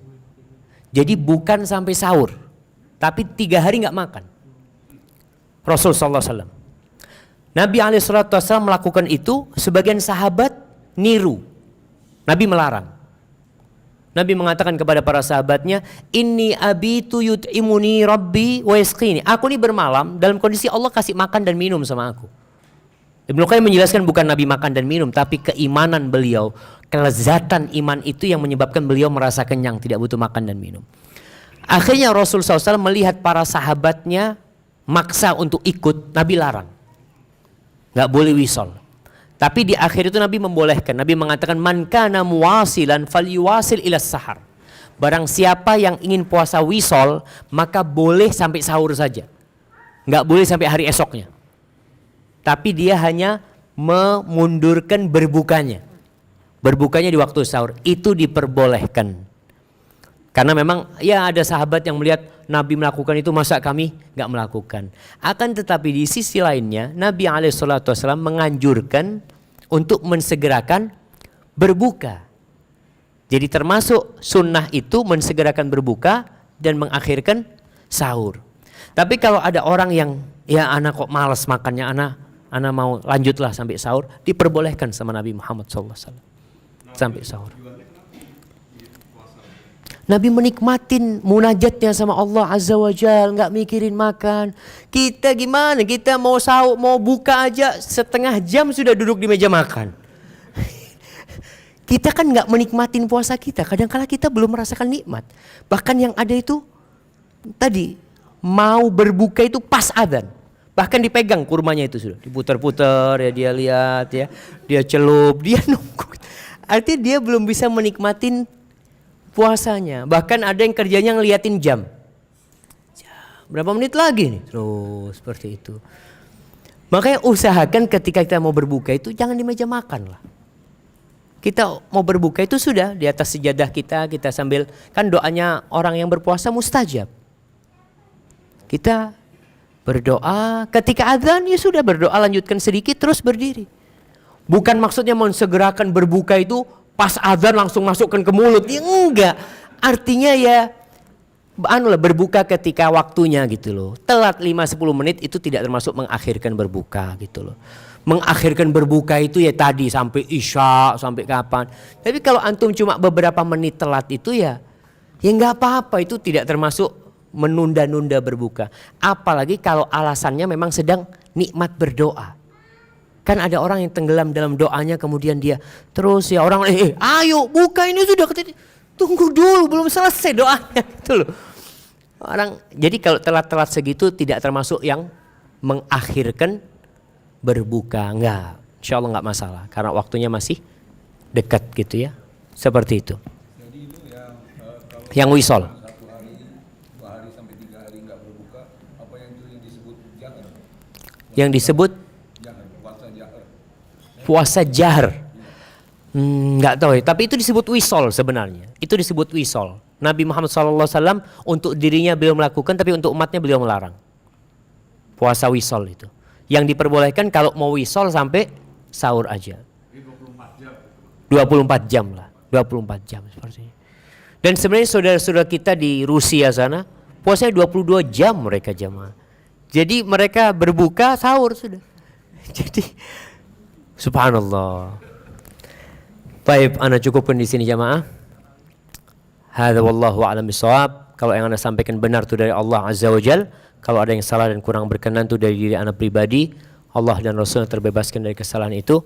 Subhanakallahumma bihamdika asyhadu an la ilaha illa anta astaghfiruka wa atubu ilaik. Assalamualaikum warahmatullahi wabarakatuh.